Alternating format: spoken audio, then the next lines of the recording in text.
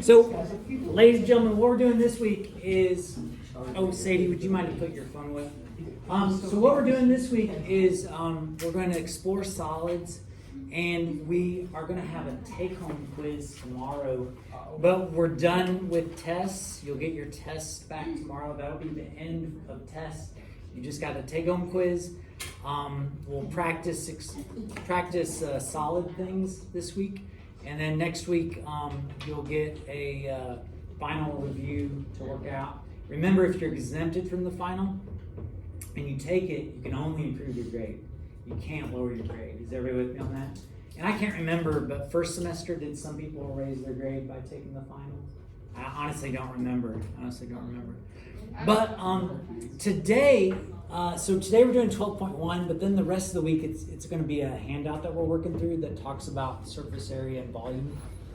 But we are going to be doing 12.1 specifically to introduce solids, and it's a lot of vocab today. So the first bit of vocab is polyhedron. Dang it. Polyhedron. And so what we're talking about are shapes that are three-dimensional, right? Solid shapes. Wait a second. Is there a typo on polyhedron? It's Sunday. You shouldn't be doing that on Sunday. Oh yeah. So Exactly. a polyhedron is a solid that is bounded by polygons. And these polygons, when they construct a polyhedron, when they construct a solid shape, they're called faces. So a polyhedron is constructed with faces, and they close up the space, okay? They close it off. Now, when you have a polyhedron, you also have the place where the edges, or I should say, I use the vocab, but the place where the faces connect or touch, and those are called edges. So an edge of a polyhedron is a line segment formed by the intersection of two faces.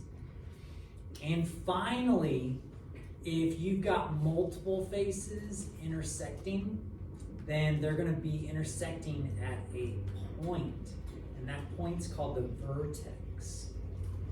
So a vertex of a polyhedron is a point where three or more edges meet.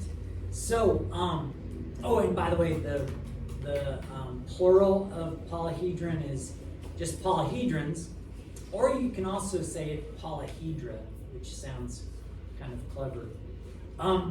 So here's the thing: to be a polyhedron, no curves. Why? Why no curves? Because it's not a polygon. Yeah, it's got to be a polygon, right? It's got to be a polygon. So it turns out that's, whoops. Oh, it actually says circle the polyhedrons. That's not a polyhedron, is it? Is this one? Yeah, that's a polyhedron.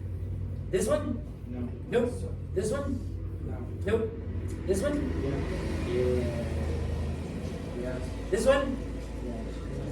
No. Wait. Nope. This one? No. Nope. This one? Yeah. Yeah. Now, can you still, do you think you could still get like volume and surface area of these shapes? You sure can, and we will talk about that. But that specific vocabulary term, polyhedron, does not include circles and curves and the like. So what's interesting about it is, let's actually just use this vocab a little bit. How many faces does this shape here have? How many faces? Is everybody in agreement? 6 faces.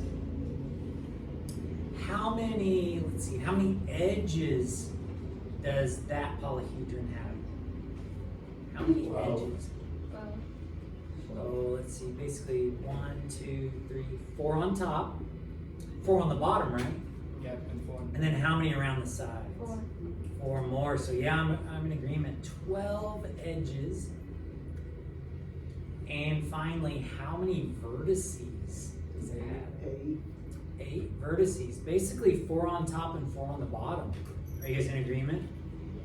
4 on top, 4 on the bottom, so 8 vertices. Just a little preview, this is called a prism. It's taking a shape and then stretching it out. This right here is called well, you guys can probably tell me it's a pyramid, isn't it? It's a pyramid. We'll talk more about that here in a second.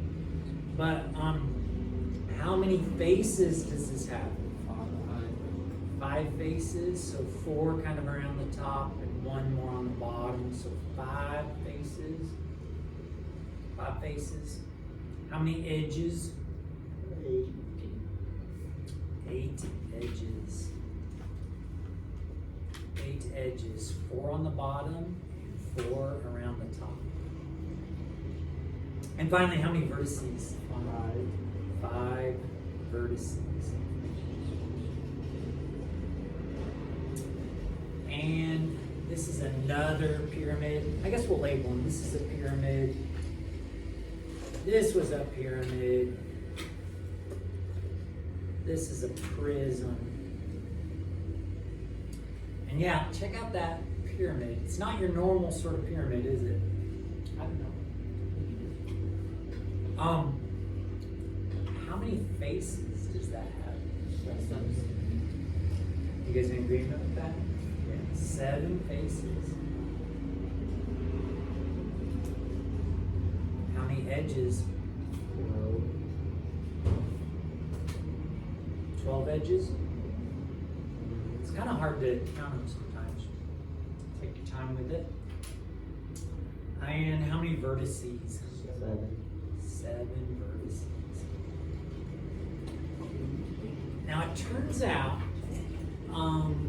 a person by the name of Euler figured out that there's a relationship between faces, edges, and vertices. There's a mathematical relationship there. So if you want to, you can kind of look at that for a second and see if you can kind of figure it out.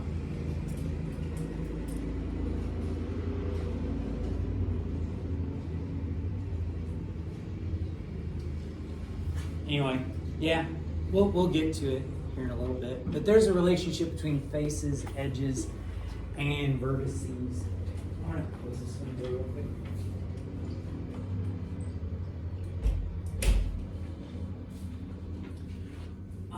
Yeah, it says the polyhedrons shown the prism and pyramid are named by the shapes of their bases. So, what do you suppose this prism is called? Rectangular. Yeah, it's a rectangular prism. Rectangular.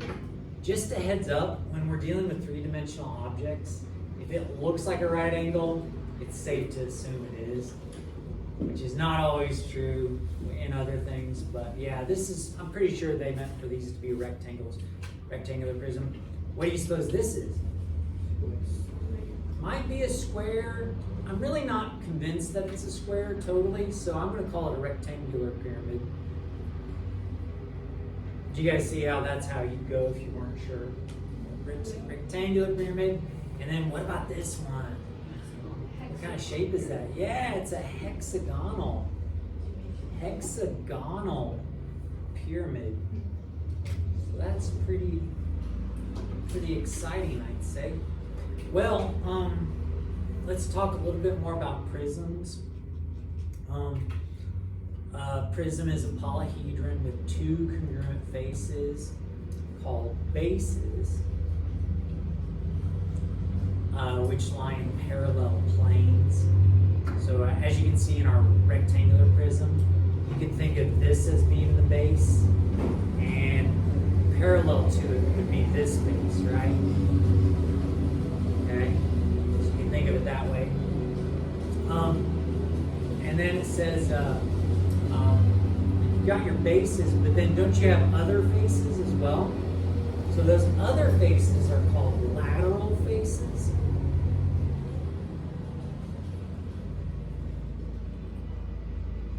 And they're the parallelograms that are formed corresponding vertices of the bases. So if we think of these as the bases, the lateral faces are all of these rectangles. Do you guys see that? All of those rectangles around the side of it will be your lateral faces. And cleverly enough, the segments connecting these vertices are lateral edges.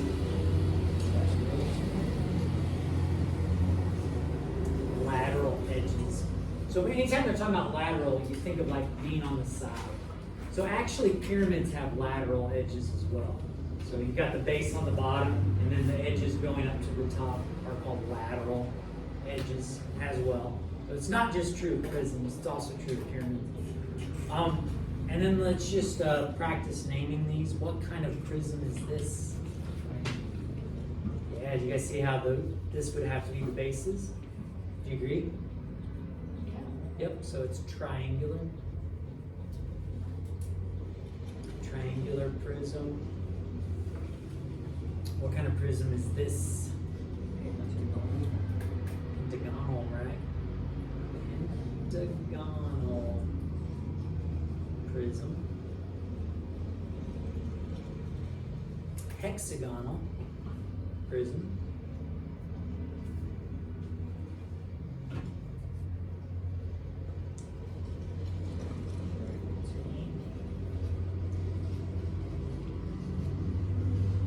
And then, yeah, could be a square, right? Could be a square, but not totally sure about that, so we'll say rectangle prism. Well, so probably think of like this stretch out. But is it clear to everybody before you turn the page that anytime you got a prism, you're gonna have parallelograms? Does everybody see that? Because if you take that shape and then you draw another shape parallel to it, and when you connect them, what are all those lateral sides? Aren't they all little parallelograms? They're all parallelograms going along there. Question, Daniel? Why do you write rectangle instead of rectangle? That's a good question. I think you could get away with saying hexagon prism and rectangle prism. I think that'd be okay. I think it's because when you name it as a prism, it's kind of like an adjective. So you add the agonal on there to make it more of an adjective use. But you'd be just fine to say rectangle and square or whatever. Oh, question. Yeah. Yeah, it sure is.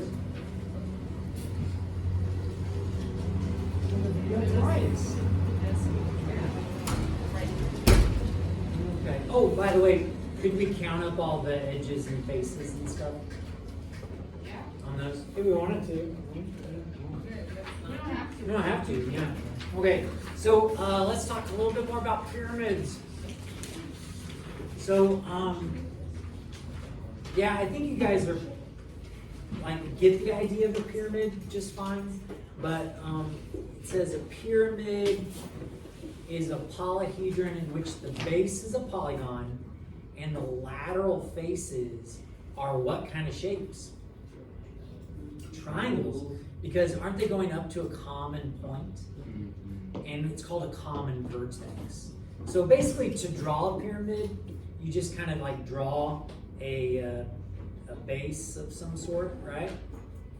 And then just make a point somewhere up there and draw all of those edges going up to the point. And you've made a pyramid, haven't you? I'm gonna have to draw here. I don't think so, but you could. You sure could. And yeah, so anyway, pyramids have a vertex. Is everybody cool with that? Vertex of the pyramid is that one on top that's kind of special. Notice this picture here. A lot of people have kind of trouble wrapping their head around it because at first glance, doesn't it look like a square pyramid? But notice on that back edge, it's just a straight line, isn't it? So three-dimensionally, sometimes people have a hard time wrapping their heads around it. But yeah, this is actually a triagonal pyramid, which is kind of neat. And also, just a heads up, there are regular pyramids. There's right prisms. There's right pyramids, where each lateral edge is perpendicular to both bases. So you've got some different things there, but you can also make oblique prisms and oblique pyramids. So with those, the lateral edges are not perpendicular to the bases. So you basically got an example of that down here. This one is a right prism. Do you see how it's like straight up and down? And there'd be like right angles everywhere. But look at this one. It's not straight up and down, is it? If you think of these as the bases. So this is what you call an oblique prism. Oblique. This one's right. So oblique versus right. And a little bit more vocab here.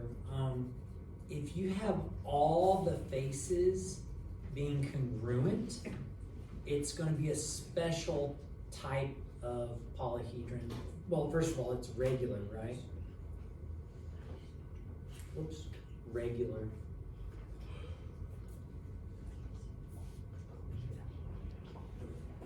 But a polyhedron is regular if all its faces are congruent, regular polygons. And finally, this really doesn't, it's not a big deal, but I just want you to know that some things exist. A polyhedron, does read through after that blank. Take a guess at what goes in that blank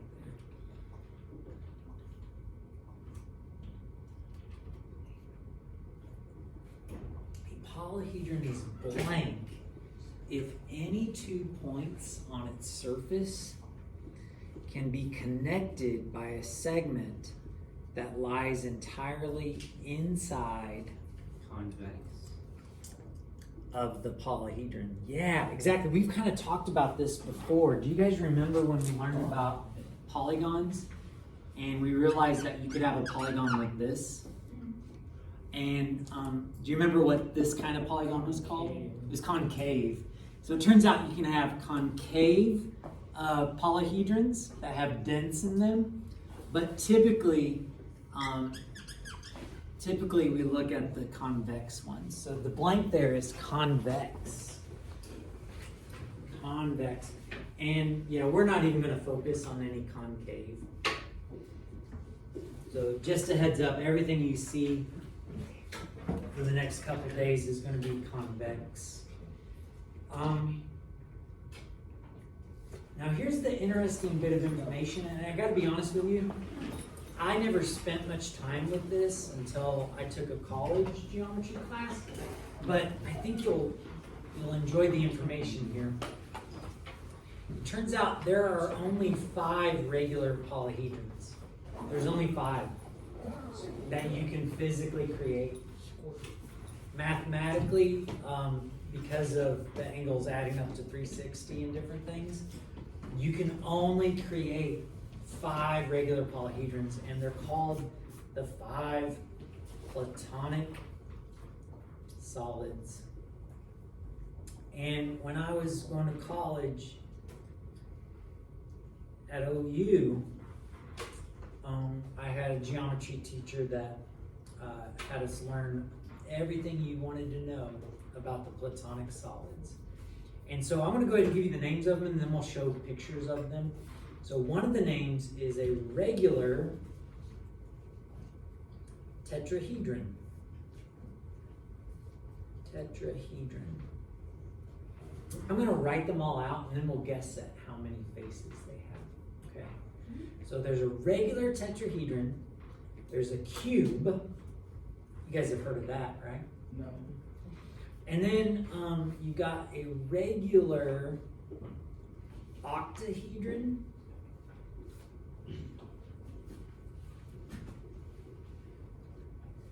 a regular dodecahedron. And finally, the most complex one is a regular icosahedron. Icosahedron. So, these are the only 5 that exist, and we're not gonna like explore them beyond right now, you know, just kind of find out what their names are. But how many faces, I'll give you a hint, their names are connected to how many faces they have. So how many faces do you suppose a regular tetrahedron has? 4. You'd be right, yeah, it's got 4 faces. 4 faces. A cube doesn't really give you the name by, but it's got 6. Yeah. It's got 6. You can think of a dice, right? If you roll a dice, there's 6 options there. 6 faces. Good job, Brayton. What about an octahedron? Yeah, it's got 8 faces. I love this one. Dodecahedron, 12. 12 faces. And an regular icosahedron. 15. 16. I'm feeling 18. I forgot what it Or was. 17. It's actually 20. Okay. Yeah, 20 faces. I can- You guys want to see pictures? Let me see if I can find them. Give me the braces. I remember. So, these pictures are pretty good, but what I don't like about them, and maybe I need to find some better ones, you see how they don't show the edges behind? Dragons all over again. Say what? So it's Dungeons and Dragons Yeah, all over again. well, like with that one right there. But yeah, did you guys see how it's not showing the back edge? You may look at that and think that there's a Wow, that's 2 sides. square there, but yeah, there's actually a back edge going right there. You see how that would make everything triangles? Everything's triangles. Everything's squares, right? This one, everything is triangles as well. But see how it's arranged differently? Pyramid. Yeah, it's like a double pyramid. Exactly, yeah. So inside you've got this square shape, right? But everything on the outside is going to be a triangle. Draw them with the marker. Say lines. I'm sorry. Draw the lines with the marker. Oh yeah, you could. I could. That's a good idea, actually.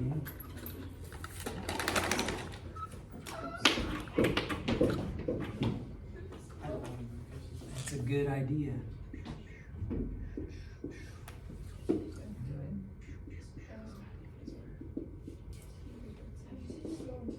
Are you guys cool with that? And then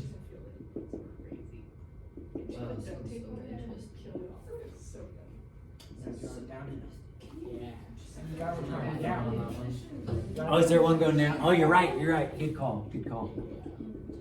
Oh, that's. Yeah, kind of interesting. Not true. I'm not gonna try that. You got it. I like that. Try that. I don't think I Even yeah, your- no, Can I no. try that one? Yeah, do it. We should let Barrett try. Do it. Oh no, I'm afraid we're What color are gonna those? run out of time. Yes. Hmm.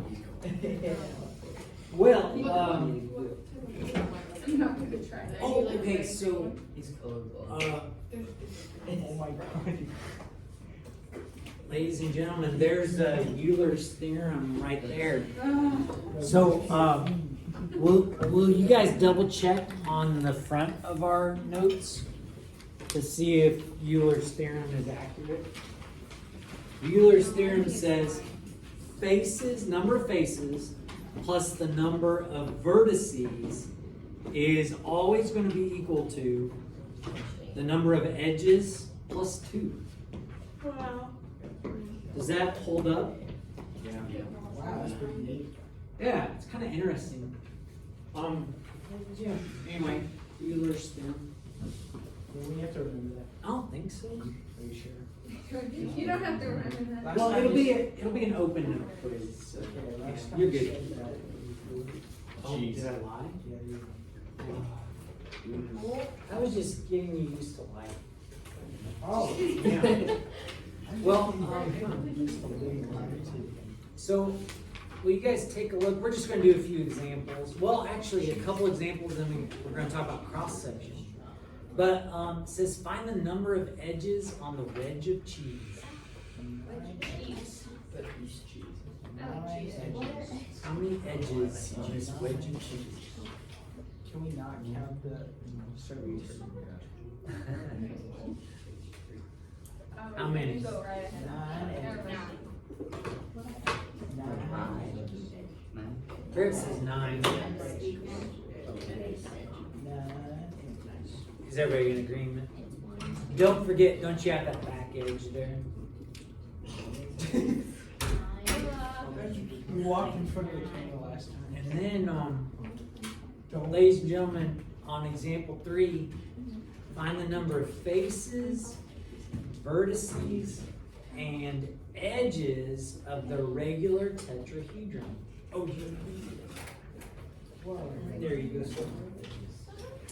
Oh, wait, it's Parker now. By the way, you have one right here. Oh, he's got one. Sorry. Help me. Help me. Well, ladies and gentlemen, help me out. How many faces does this have? 4. 4 faces. 4. That was all right. Why can't you count? How many vertices does it have? 4. Yeah. 4. So vertices. 1, 2, 3, 4. 6 edges. How many edges does it have? 6 edges. 1, 2, 3, 4, 5, 6. Does this work out? Yes. Yeah. It does, doesn't it? 8 is equal to 8. So good old Euler knew what he was talking about. Or she, I don't really know.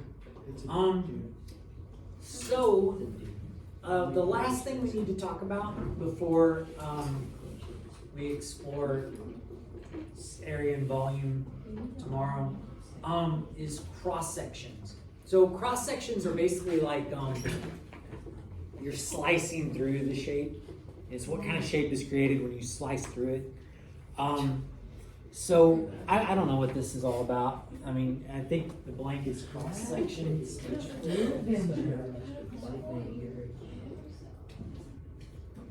But yeah, cross sections. So on example 4, it says describe the shapes formed by each cross section shown. What shape is formed when you take this is a cylinder, and slice it from base to base?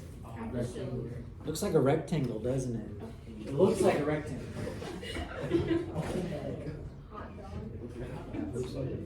Hey guys, focus for seriously 3 more minutes, please. What do you call a cross section if you take that cylinder and slice it the other direction? circle. Looks like a circle, doesn't it? Who said? Oh, I see.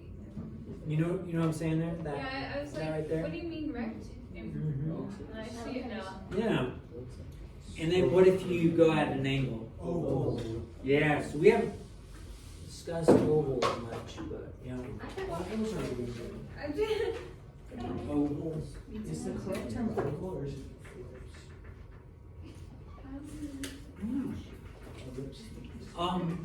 Well, ladies and gentlemen, this kind of gets people. Example 5 says a plane intersects a cone. By the way, a cone's kind of like a pyramid, isn't it? It's like a circle. Circle pyramid, right? It says a plane intersects a cone, but does not intersect the base of the cone. And it asks us to describe the possible cross sections. Do you want us to do this? Yeah, go ahead and do that. Oh, Lord. Describe the possible cross sections. So it can cross it any way it wants to, but it can't do what? Can't intersect the base. Oh, you want me to come around and check? I don't know. Triangle. I just raised my hand. For no reason. Can't. Just leave it.